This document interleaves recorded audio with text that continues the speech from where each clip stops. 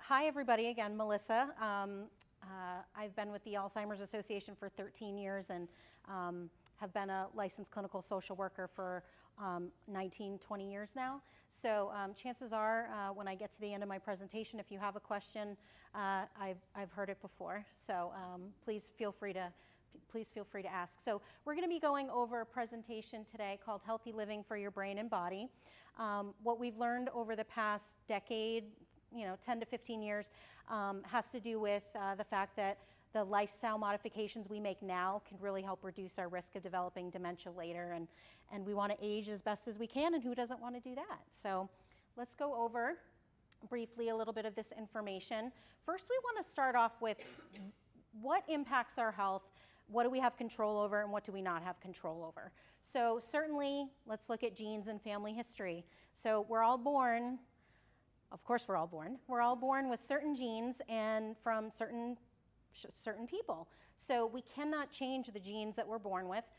We can't change our family history per se. So that is one factor of our lifestyle that we can't change. Now when we look at environment, we can change some pieces and some aspects of our environment, but others we cannot. So what do you think are some examples of environmental factors that might impact our health? Anybody? Yes, sir.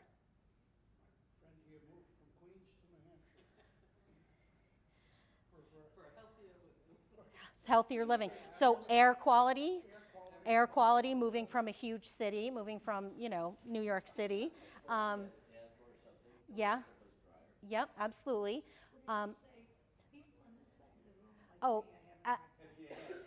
Asthma. Right. So what's in our food, what's in our water, our air quality. So some of those things we have control over. We can maybe eat more organically if we're worried about that. Maybe we can physically move, but not everybody has the opportunity to do some of those things. And with the cost of everything being so expensive, it can be very difficult to make some of those changes. But when it comes to environment, we do have some leeway when it comes to making some changes. So really, the crux of what I'm going to be talking about today has to do with lifestyle modifications. So what can you do now? We've got 7 things we're going to hit on. What are things that you can do today and from this point on that can help you age more gracefully, let's just say, and reduce your risk of developing dementia? And so healthy habits are going to be beneficial for your body, your brain, your heart. And those are all things that we've been hearing from our doctors for years and years and years now. So we definitely want you to be talking to your doctor. We all want you, I really want you to be talking to your doctor. We want to make sure that you're keeping these aspects of your health within normal range. So things like your blood pressure, your blood sugar, also called your A1C, your weight or your BMI, and your cholesterol. If you have, the reason why we want to keep these things under control is because these things can impact your risk of developing dementia or another type of dementia. If you have high blood pressure or high cholesterol, that can increase your risk of developing a heart attack or having a stroke. That could lead to a vascular dementia, which is a little bit different than Alzheimer's disease. Blood sugar problems and issues need to be managed because there is a direct link between diabetes and your risk of Alzheimer's disease. And weight and BMI, especially in middle age, has been shown to increase your risk of developing Alzheimer's disease. So we want to make sure that all of these are monitored closely, they're kept within normal ranges so that you're not inadvertently increasing your risk. We want to go the other way and decrease your risk. And I will also say, Alzheimer's disease is not the only chronic illness out there. And so all of these things, if we keep them within normal ranges, are good for our risk of many other chronic illnesses as well. So these are the 7 aspects of our health that we're going to be talking about today. There are 3 that are brand new to this presentation. This version of our presentation was revised last year. And so we're going to be talking about sleep. We're going to be talking about being smoke-free. I think that goes without saying nowadays. We're going to be talking about our mental health. We didn't used to incorporate that into our presentation. We're going to talk about physical activity, nutrition and hydration, challenging yourself, meaning exercising your brain, and then socialization and staying connected. Before I get started talking about sleep, and hopefully I'm not putting you all to sleep, were there any questions about just that earlier part that I touched on before we get into this? Okay, all right, great. So when we're talking about sleep, I think we all know that if we're not getting proper sleep, we're not feeling as good as we can be. We know what it's like to have a great night's sleep. We know what it's like to not have a great night's sleep, or to go weeks or months without having quality sleep. So quality sleep allows our body to rest and recuperate. And so just like sleep impacts our overall health, it also helps our body regulate or re-regulate our blood pressure and our blood sugar. And obviously inadequate sleep can cause problems with your memory and thinking. So like I was saying, if you go days or weeks without having a good night's sleep, your concentration isn't going to be great, you're not going to be feeling like yourself, your memory is probably not going to be as good as it usually is. So we really want to encourage people to get the best quality sleep that they can. Has anyone heard the term sleep hygiene? It's a newer term, some people have heard of it. So sleep hygiene just has to do with creating a sleep-friendly environment, let's just say. So things like keeping the room cool, not having a lot of screen time before you go to sleep. If you are having problems with your sleep, then you definitely want to consider, or you definitely want to speak to your healthcare provider about that, because there are ways that you can, there are medications and there are other methods for improving your sleep. So when it comes to smoking, smoking increases our risk for not only impacts our risk of dementia, but a whole host of other chronic illnesses as well. So I think I don't think I have to really focus on this a terrible amount, because we all know how negatively impactful smoking can be on our health. One other fun fact that I didn't mention earlier, and I'm a nerd when it kind of comes to brain facts, is that what's good for our heart is good for our brain. And we're going to talk a little bit more about this when we talk about physical activity. But 25% of blood flow from every one of your heartbeats goes directly to your brain. So if you're having heart problems, circulatory problems, vascular problems, then that is going to directly impact the amount of oxygen that you're getting to your brain. So again, what's good for our heart and what our doctor's been telling us right along, that's going to inadvertently also be fantastic for our brain. So when it comes to smoking, studies have found that smoking increases the risk of cognitive decline and can increase the risk of dementia, and like I said, a whole host of other chronic illnesses. Quitting smoking can reduce a person's chance of developing some form of cognitive decline back down to the level of non-smokers. And I always wish I remembered the statistic, but there is a statistic that shows that if you quit smoking, for a day, this is how much better your lung capacity is. If you quit for a month, a year, 10 years, and almost back to the level of a non-smoker. So it behooves us to be paying close attention to this, reduce smoking, eliminate smoking for our overall health, not just for our cognitive risk. So mental health. I know it's easier said than done when it comes to talking about our mental health and taking good care of ourselves, but self-care is critically important, especially for some of you in this room who I have had the opportunity to meet already, and you have personal connections to this disease.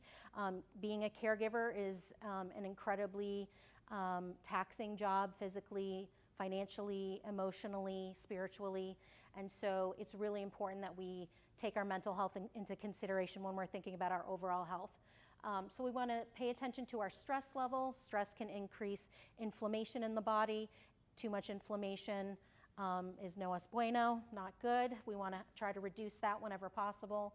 And symptoms of anxiety and depression or other concerns can manifest themselves from stress. And we want to be addressing those. There are treatments. We have a doctorate, I think, in probably psychotherapy over here, and I'm sure she'd agree that there are methods for treating struggles that people have with mental health. And so we want to make sure that people are seeking are seeking medical assistance for that. And many healthy habits contribute to good mental health. So going back to sleep, when we think of the connection between sleep and positive mental health, yeah, so we'll go. What are some ways that people take good care of themselves? Someone's got to be taking good care of themselves. Okay. How about any walkers? Anybody like to walk? Anybody like to knit or crochet? Okay, okay. Any new hobbies people picked up during the pandemic? No? I picked up knitting during the pandemic. Okay, so incorporating whatever you can into your day is critically important.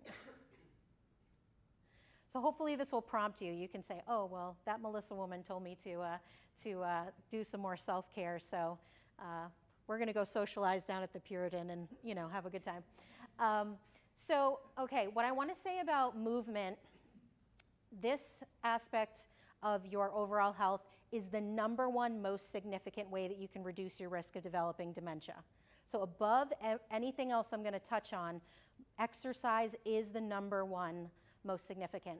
Above, studies have actually shown that exercise can improve can reduce your risk of developing dementia, and for someone who has cognitive decline already, can actually increase their cognitive capacity better than medications that are available out there. So it's really, really important that we consider moving more or starting to move if we're not moving a lot right now. And certainly exercise is good for all areas of our health as well. And there are a lot of studies that look at these types of preventative lifestyle modifications.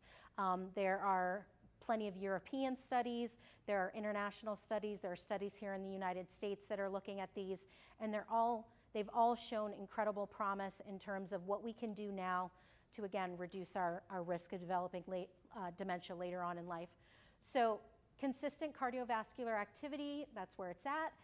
It can reduce our risk of cognitive decline. We're not talking about running marathons. We're talking about, again, increasing the amount of activity that you're already doing or starting that activity. It could be yard work, not in this heat per se. That would be miserable, but maybe walking a little bit more on your treadmill or walking when the weather is nice, doing outside activities, walking with a friend, and we're going to talk about socialization. But parking further away. The parking lot was full today, so I had to park way in the corner of one of the lots. So one of the lots behind here. So it just incorporating little additions to your day over time will really add up. So physical activity can directly benefit brain cells and reduce other risk factors. It's going to increase blood flow to your brain, which is important for not only reducing your risk of Alzheimer's, but of that vascular dementia that I referenced earlier. And for most people, an increase in movement can have an impact on overall health. So again, physical activity is incredibly important. No matter what you're doing, whether you're kayaking, whether you're a walker, whether you play pickleball, I would encourage you to continue doing those things or to start doing them as soon as possible. So What's vascular dementia? What is vascular dementia? So vascular dementia is a lack of oxygenated blood flow to the brain. So most of the time, it's it occurs when a person has had a stroke or a mini stroke or a series of mini strokes where there's a blockage in the brain or there's a bleed and there's not enough oxygen getting to a certain part of the brain. So there will be damage in the brain in the area where the stroke or the mini stroke has occurred. And for some people, not for everybody, a vascular event like that, like a stroke, for instance, can leave a lingering dementia associated with it. The reason why it's important to understand what type of dementia a person has is because medical practitioners are going to treat vascular dementia differently than they would a person who has Alzheimer's disease. So the cause of the dementia for a vascular dementia is a lack of oxygenated blood flow to the brain. When it comes to Alzheimer's disease is caused by a buildup of plaques and tangles in the brain that kill neurons and over time cause functional decline from the person that's experiencing that disease process. So good question. So nutrition, and I also throw in hydration because a lot of us are chronically dehydrated. So eating well, and we're going to give you a couple examples of what that looks like. So eating well can reduce your risk of developing dementia. And on the next slide, there's a couple of examples of actual nutritional plans or diets that can be helpful for you. But again, what's good for the heart is also good for the brain. We want to fuel our body in a positive way. Eating a balanced diet can reduce our risk of not only Alzheimer's disease, but again, chronic illnesses like heart disease, cancers, Parkinson's disease, stroke, diabetes, and many others. So the two nutritional plans that have the most research backing behind them are the DASH diet, which is the dietary approaches to stop hypertension. So you're thinking, hypertension, that's high blood pressure. What does that have to do with Alzheimer's disease?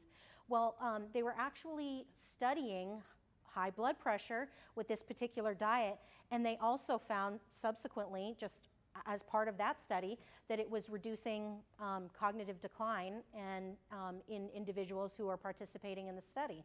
So now they use that for people who have various forms of dementia. The other one, which you may or may not have heard about, the Mediterranean diet, is very significant. It's used widely now in assisted living facilities, in nursing homes. I encourage people to consider using that if you are considering a dietary change to reduce your risk of dementia. The Mediterranean diet and the DASH diet include things that are listed here: fruits, vegetables, whole grains, lean meats, fish, poultry, healthy fats like olive oil. And certainly these diets limit things like trans fats, processed foods, lots of sugar and salt. And like I said, I add in hydration because not only in the summertime are many people becoming dehydrated, but in the wintertime or any time of year really, like I said, many people are chronically dehydrated, and that can make you feel unwell, and that's not going to help with your overall cognitive functioning either. One other thing that I want to say before we talk about exercising our brain is that I really want to put kind of a caution out there about the claims that you may or may not hear or see on TV or on the radio or on social media about these magical cures for Alzheimer's disease. I do get calls at the Alzheimer's Association, hey, did you see that news story on CNN about the cure for Alzheimer's disease? And I kind of chuckle because I'm like, you call the Alzheimer's Association, right? If there was a cure for Alzheimer's, chances are we'd know about it. But we just have to be cautious because there are a lot of claims out there, a lot of vitamins and supplements that are not, especially supplements that are not FDA approved, nor are they FDA approved for use with someone who has some form of dementia. So just be cautious when it comes to the claims. And when it comes to exercising our brain, just like we want to exercise our body, we want to encourage blood flow to our brain by challenging ourselves. So what exactly is cognitive engagement? It's a term that means keeping our minds active and challenged. Doesn't mean you have to pay a lot of money for some special program. It can be a whole host of things that I'll mention in a minute. This can be learning new skills, working on a challenging task, or engaging in online learning. What are some things that people are already doing to engage their brains? And it doesn't have to be fancy. Book clubs. What is it? Book clubs. Book clubs, reading. Right, absolutely. Reading online news, so engaging your brain by learning new things. Anybody taking any classes at a university, like an Osher Lifelong Learning Institute class? Right. Yep. Yes. Those are great programs. Higher levels of education have actually been shown to be protective against dementia. So if you have higher levels of education, that actually reduces your risk of developing dementia. But you can be, if you like doing Sudoku, keep doing it, right? Maybe instead of doing a more basic level game, maybe you're trying a more challenging game. It doesn't have to be, you know, if learning a new language is not your thing, or learning how to play an instrument is if those aren't that's not of interest to you, try something that is, or do something that you're already doing, but just do it in a more challenging way. Okay, so we want to keep our mind active. It forms new connections in the brain, so that's going to be protective and reduce our risk of developing dementia. We want to stimulate and do stimulating activities, which can maintain or even improve our cognition.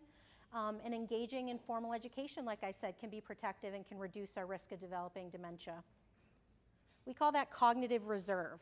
So if you have higher levels of education, think of it like a bank account. If you have a lot of money in your bank, it's going to take a lot longer for you to get to a point where you're struggling financially. So think of your brain capacity in that way, where if you have a lot of education, it takes a lot longer for you to get to a point where you're struggling cognitively.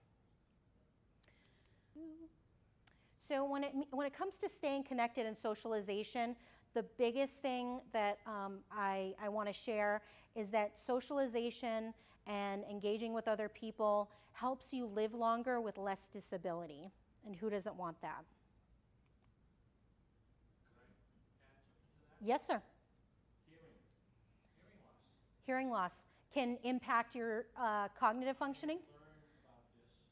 I do have hearing aids. I don't have a big hearing loss, but they're finding out that hearing loss doesn't stimulate the brain. Does what? It does not stimulate the brain. I know, right? Doesn't stimulate your brain. No, well, it's quite the barrier if you think about it. Absolutely. So people, as we get older, our hearing loss fails, and all of a sudden we're saying, oh, look at the hearing aids, they're too expensive. So they don't do it. Yeah. And in reality, they're actually adding dementia into it. Yeah, it's definitely not helping, right? Studies are coming out. And what's interesting is that in the almost 20 years that I've been working with people with memory impairment, there have been people that have been diagnosed with dementia that just had a hearing problem because they're missing out on a lot of information by not being able to hear. Right. Yeah, so that's a good point. Thank you. So I think that socialization is a wonderful way to reduce our risk of developing dementia, and again, helps us live longer with fewer disabilities, and helps us feel connected, and helps us make healthier choices. So if you're going for a walk, going with another person, it's great accountability, you're getting exercise, you're socializing at the same time. Doing a book club, there's some level of socialization there, you're exercising your brain. So there are ways that we can incorporate a lot of these aspects of lifestyle modifications, just into our everyday life. So these are those 7 points that we just talked about. Getting the best sleep that we can. I know it's easier said. A lot of these are easier said than done. Smoking cessation, or what I like to call retiring from smoking. Taking care of our mental health, getting moving, better nutrition and hydration, exercising our brain, and staying connected. So this is our last slide, and this just reminds you that the Alzheimer's Association is available 24 hours a day. I run our programmatic work in New Hampshire. We have an office in Bedford. We serve the entire state of New Hampshire from that office. Maria is my coworker.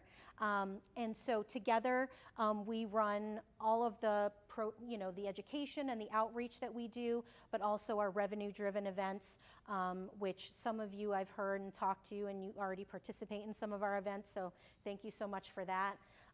But we literally are available 24 hours a day, nights, weekends, holidays. If you need something at 10 o'clock on a Thursday night, you can't call your provider, but you can call us. And we're not going to prescribe you anything or diagnose you, but in the meantime, we can give you support, we can give you resources, we can give you education, we can help you prioritize short and long-term goals.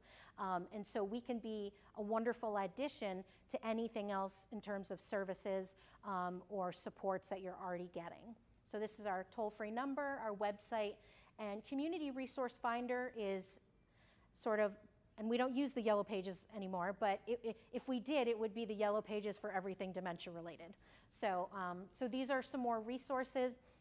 I'm happy to take a couple of questions. I know the food is here or it's coming, so everyone can smell that. I'm sure everyone's getting hungry. But when it comes to treating different types of dementia, which was a question I got asked earlier, with Alzheimer's disease, the treatments that are now available are targeting and dissolving the plaques that are indicative of Alzheimer's disease. So Kisunla, that just was approved by the FDA, I want to say last week, and that is a new disease-modifying treatment that actually, like I said, dissolves some of the beta amyloid plaques in the brain. So what happens when we dissolve some of that beta amyloid? It helps us preserve neurons for longer, which means we have less functional loss. So we're functioning at a higher level for longer. So that is not a tablet that people take, that is an infusion medication. It's pretty expensive right now. The cost will go down eventually, just like everything else. What's brand new is always hard to get and usually typically pretty expensive. So we would not, that medication, for instance, is not at all approved for someone who has Parkinson's disease or who's had a stroke and has vascular dementia. So knowing what type of dementia a person has can help us with treatment options in terms of medications, but also non-pharmacological treatments and interventions as well.